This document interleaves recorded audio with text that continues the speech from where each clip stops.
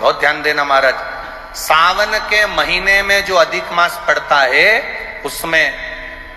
7 जगह अर्थात 7 तिथियां ऐसी हैं जिस दिन 5 दीप का वर्णन किया गया है हमारे शास्त्रों में। अब बहुत सावधानी से सुनिएगा। पहली है पंचमी तिथि। अधिक मास सावन का जब मेल हो, अधिक मास सावन के महीने में अगर पड़े और पंचमी तिथि आप अगर शुरू की, मतलब आज भी पंचमी है, मान लो आज की पंचमी अगर आप नहीं कर पाए तो अगली जो पंचमी आ जाए अधिक मास के महीने में आप वो भी कर सकते। पंचमी, अष्टमी, एकादशी, प्रदोष, शिवरात्रि, अमावस्या, पूर्णिमा, ये 7 तिथियां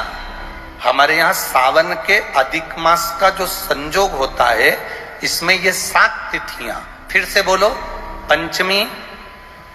अष्टमी, एकादशी, प्रदोष, शिवरात्रि,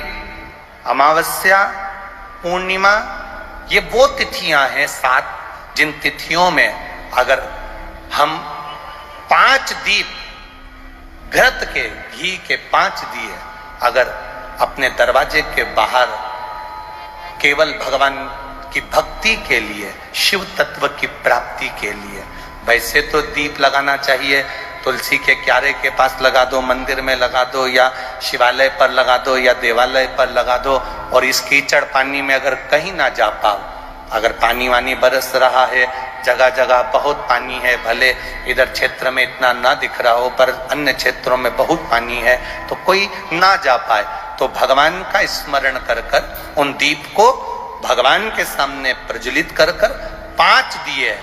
इन तिथियों में, पंचमी, अष्टमी, एकादशी, प्रदोष,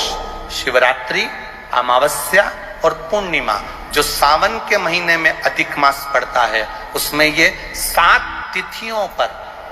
जो 5 दीप भगवान के सामने प्रज्वलित कर कर अपने दरवाजे के पास में बाहर की ओर रख देता है, उसके घर में कभी रोग, बीमारी और लक्ष्मी की कोई कमती नहीं होती, उसका जीवन सार्थक हो जाता है। पर सावन के महीने में अधिक मास के संजोग पर ये होता है। बाकी के समय पर अधिक मास कोई से भी अगर महीने में आ गया, आषाढ़ का आ गया, या कोई महीने में कार्तिक का आ गया अधिक मास, या कोई अन्य महीने में आ गया, तो उसका प्रमाण नहीं है महाराज। सावन के महीने में अगर अधिक मास पड़ रहा तो ये 5 तिथियां। अब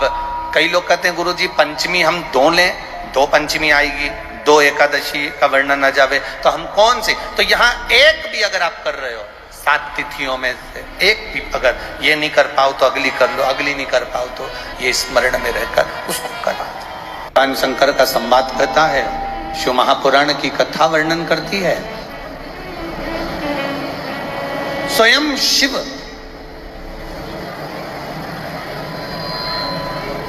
भगवान नारायण के कहने पर मलमास को भी वर प्रदान कर देते। स्वयं भगवान नारायण ने तो वर दिया, साथ में स्वयं देवाधिदेव महादेव ने भी वर दिया। और महादेव ने कहा, सुन मलमास, जिस समय पर घड़ी, पल, नक्षत्र, समय बदलते बदलते तो मलमास सावन के महीने में जब आएगा, सावन के महीने में जब तू पहुंचेगा और जो अपने हृदय से मेरी आराधना मल मास में, पुरुषोत्तम मास में, अधिक मास में करेगा, शिव जी कहते हैं उसकी जिंदगी में कभी कोई दुख में आने नहीं दूंगा। ये शिव तत्व की प्राप्ति। जिसकी किडनी, लीवर खराब हो जाता है, डायलिसिस चल रहे हो, 1 हफ्ते में 2 बार हो रहे हो, 3 बार हो रहे हो, या बार बार हो रहे हो, उनसे निवेदन है प्रयास करना, प्रयास करें। एक सफेद दुर्वा, दुर्वा जानते हो सब लोग? अरे जम के तो बोलो। वो गणेश जी को जो धूप चढ़ती है दुर्वा, वो हरी होती है। ये जितनी हरी दुर्वा लगी होती है, इसमें एक सफेद दुर्वा भी लगी होती है, सफेद कलर की दुर्वा होती है। एक सफेद दुर्वा शिव जी को समर्पित कर कर 1 लोटा जल, कुंद का ईश्वर अवधूतेश्वर महादेव का नाम लेकर शंकर को समर्पित करें और उस जल को लेकर वो दुर्वा को वापस उठा कर ले आए। जिसके डायलिसिस चल रहे हो या जिसका किडनी लीवर बेकार हो रहा हो, वो जल जो शिवजी पे चढ़ा हुआ है दुर्वा वाला, वो जल उसको दें। वो दुर्वा फिर वापस पानी में गला दें और उसका पानी उस डायलिसिस वाले को, ज्यादा मात्रा में पानी नहीं देना, केवल ये समझ लो कि एक छोटी चम्मच होती है तो छोटी चम्मच से आधा चम्मच पानी भी अगर आपने उसको दिया और उसके एक हफ्ते में अगर 2 भी डायलिसिस चल रहे हैं और कुंदकेश्वर अवधूतेश्वर महादेव का नाम लेकर अगर आप समर्पित कर रहे हो और वो जल उसको दे रहे हो, तो ये निश्चित है कि 4-5 हफ्ते में उसके डायलिसिस धीरे धीरे कम होना चालू हो जाएंगे और उसको लाभ मिलना प्रारंभ, उसको लाभ मिलना प्रारंभ।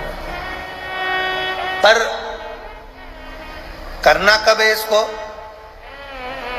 कब कर सकते हैं?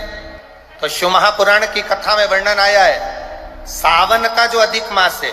इस सावन के अधिक मास में जो शिवरात्रि पड़ेगी, अधिक मास की एक शिवरात्रि पड़ती है, तो अधिक मास की जो शिवरात्रि पड़ेगी उसी दिन में कभी भी शाम तक रात्रि तक तुम्हारी जब मर्जी पड़ जाए, तब देवाधिदेव महादेव को वो दुर्वा समर्पित कर कर उस जल को लाकर उस जीव को अवश्य प्रदान, उसको अवश्य।